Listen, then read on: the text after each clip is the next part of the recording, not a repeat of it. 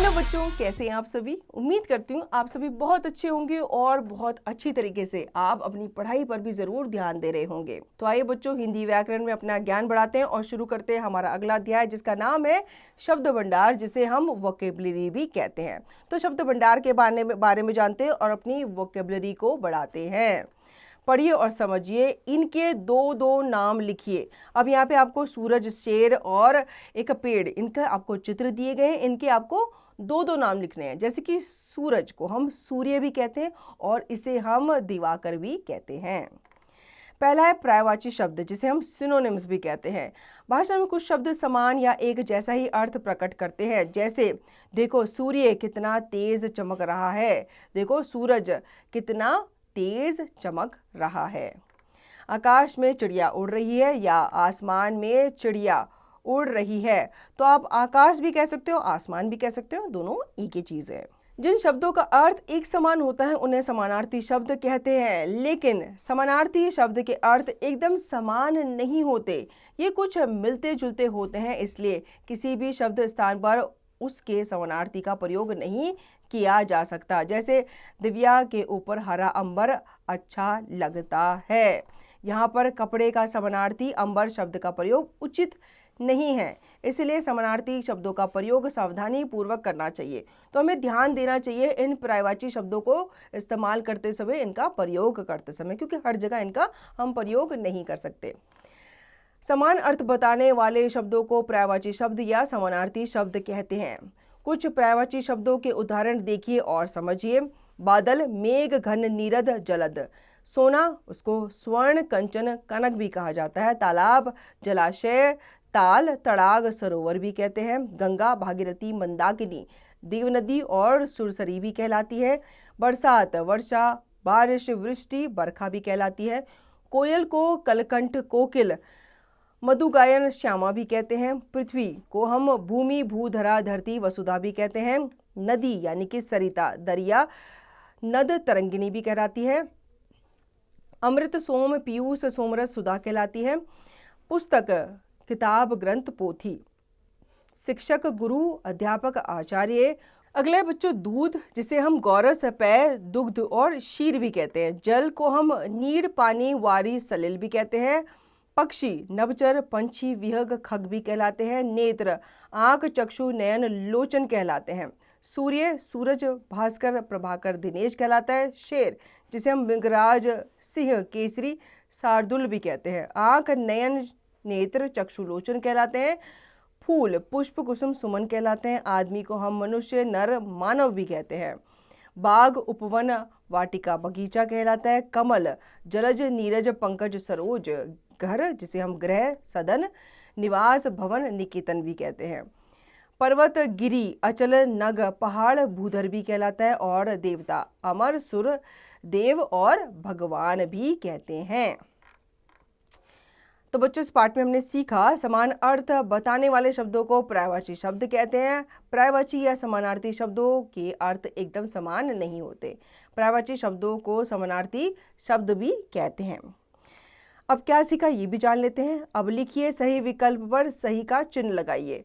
तो दूध, क्षीर, चक्षु, नीर। तो हम दूध को क्षीर कहते हैं, चक्षु और नीर नहीं कहते। ठीक है, तो इसका सही पर्यायवाची क्षीर हुआ।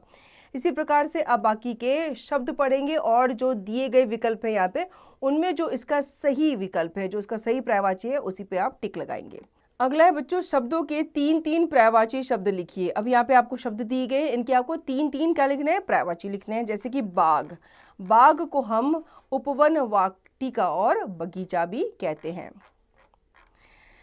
मिलान कीजिए, तो आपको यहाँ पे मिलान करना है शब्दों को उनके पर्यायवाची से। जैसे कि सरिता, सरिता को हम तरंगिणी भी कहते हैं। इसी प्रकार से आप बाकी शब्दों को उनके पर्यायवाची शब्द से मिलाएंगे। आओ कुछ करके देखें। कोष्टक में दिए गए शब्दों के पर्यायवाची शब्द लिखकर वाक्य पूरा कीजिए।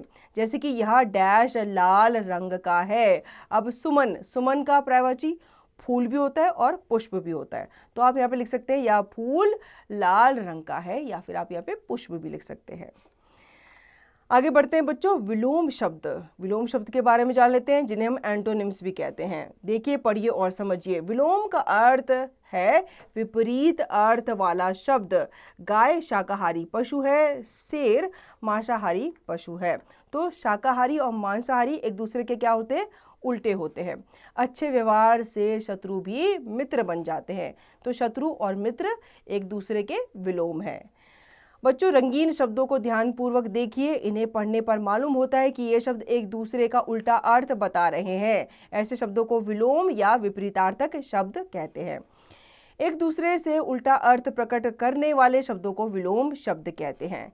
दिए गए विलोम शब्दों को याद कीजिए, जैसे कि अंधकार का उल्टा होता है प्रकाश, दायां का बायां, निश्चय अनिश्चय, मौखिक लिखित, उजाला अंधेरा, सुगंध दुर्गंध, प्रसन्न अप्रसन्न, मालिक नौकर, सुना अनसुना, उपयोगी अनुपयोगी, सुंदर कुरूप, ज्ञान अज्ञान, सुख दुख, साहसी कायर, बहादुर डरपोक, उतार चढ़ाव, स्वतंत्रता परतंत्रता, विजय पराजय, रुचि अरुचि, हानि लाभ, साधारण असाधारण, प्राचीन नवीन, इच्छा अनिच्छा, सच्चा झूठा, सज्जन दुर्जन, गंदगी सफाई, चतुर मूर्ख, कीमती सस्ती, जन्म मृत्यु, छोटा बड़ा, बनाना बिगड़ना, धनी निर्धन, कमजोर ताकतवर, सम्मान अपमान, अपना पराया, कीमती सस्ती, गुण अवगुण, चुस्ती आलस, खोना पाना, प्रशंसा निंदा, सफलता असफलता, बीमार स्वस्थ, समाप्त आरंभ, देसी विदेशी।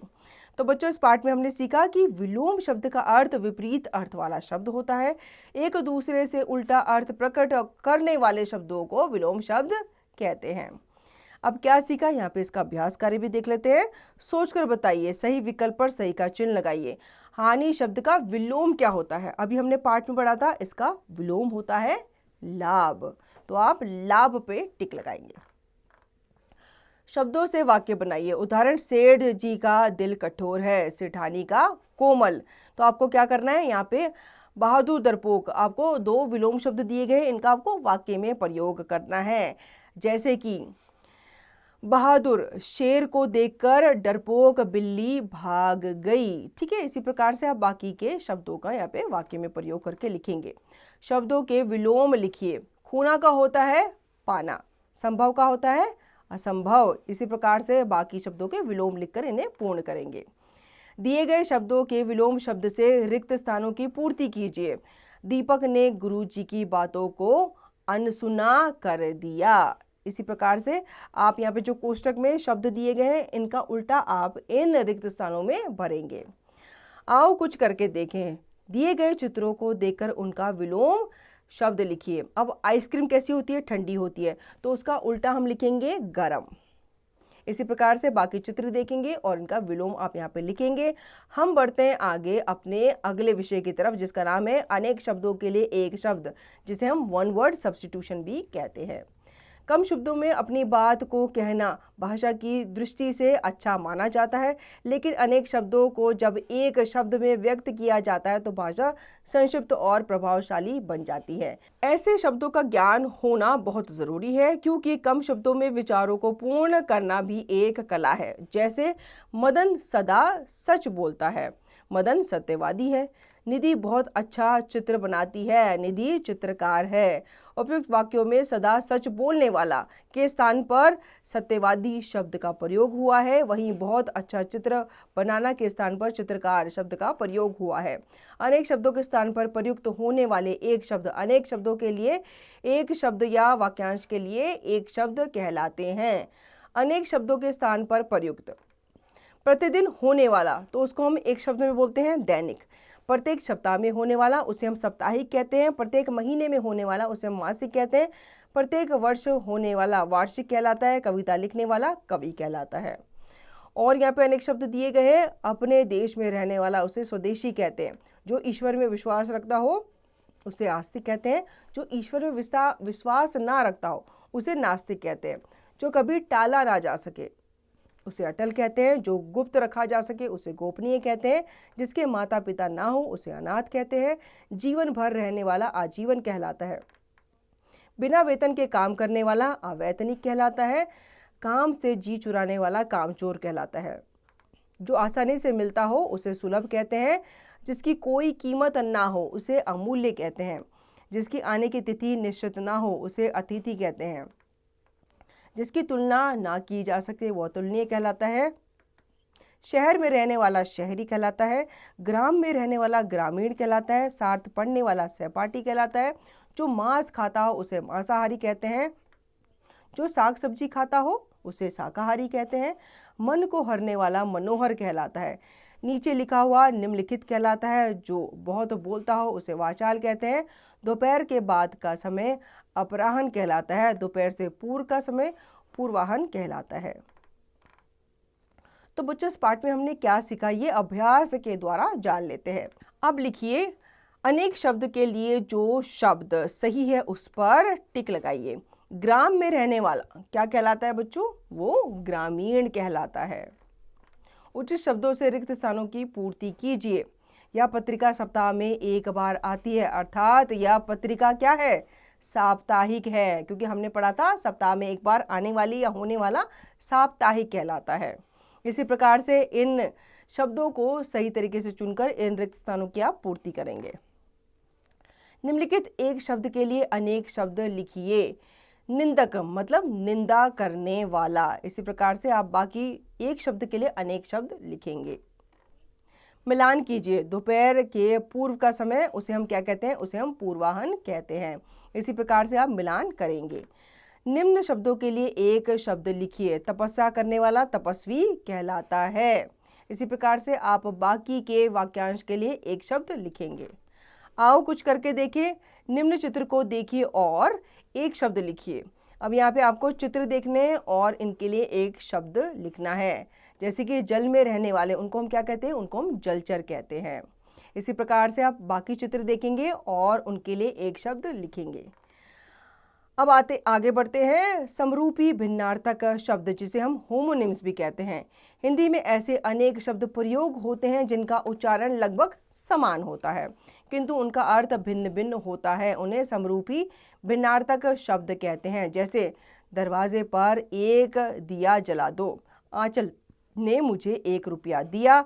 यहाँ पहले शब्द का अर्थ है दीपक तथा दूसरे शब्द का अर्थ है देना। ऊपर लिखे रंगीन शब्द देखने और सुनने में एक जैसे लग रहे हैं पर दोनों के अर्थ में अंतर है। मतलब इन दोनों का जो अर्थ है वो अलग अलग होता है। जो शब्द सुनने में एक से लगे लेकिन उनके अर्थ और वर्तनी अलग हो उन्हें समरूपी भिन्नार्थक शब्द कहते हैं। कुछ समरूपी भिन्नार्थक शब्दों को याद कीजिए। जैसे कि दीन। दीन का अर्थ होता है बच्चों गरीब और एक दिन होता है, इसका अर्थ होता है दिवस। ग्रह यानी कि घर और ग्रह यानी कि नक्षत्र। सूत यानी कि धागा और सुत यानी कि बेटा। हंस यानी कि हंसना और हंस यानी कि पक्षी का नाम। भवन मकान और भुवन होता है लोग। समान यानी कि एक जैसा और सामान होता है आपकी चीजें वस्तु। भाग्य यानी कि किस्मत और भाग होता है हिस्सा। अचार यानी कि एक खाद्य पदार्थ जो आप रोटी पराठे के साथ खाते हैं और आचार होते हैं आपके शिष्टाचार, आपके व्यवहार। कर्म यानी कि काम और क्रम यानी कि बारी। शोक यानी कि दुख और शौक यानी कि रुचि। अन्न यानी कि अनाज और अन्य यानी कि दूसरा। कुल यानी कि वंश और कूल यानी कि किनारा। अचल यानी कि पहाड़ और अचला यानी कि पृथ्वी। प्रसाद यानी कि कृपा, जो हम मंदिर में हमें क्या मिलता है? प्रसाद मिलता है। और प्रासाद का अर्थ होता है महल। परिमाण का अर्थ होता है मात्रा और परिणाम का अर्थ होता है नतीजा। बल यानी कि शक्ति और बाल का अर्थ होता है सिर के बाल। अब हमने इस पाठ में क्या सीखा ये इस अभ्यास कार्य के द्वारा जान लेते हैं। अब लिखिए, निम्न शब्दों से वाक्य बनाइए। सूत और सुत। तो सूत क्या होता है? कपड़ा होता है, ठीक है। और सुत क्या होता है? बालक, आपका पुत्र। तो आपको इनसे क्या बनाने हैं? वाक्य बनाने हैं। खाली स्थानों में सही शब्द लिखकर वाक्य पूरे कीजिए। तुम्हारा डैश तुम्हें मिल गया। अब देखा तुम्हारे डैश में और क्या है? तो हम लिखेंगे तुम्हारा भाग, मतलब तुम्हारा हिस्सा तुम्हें मिल गया।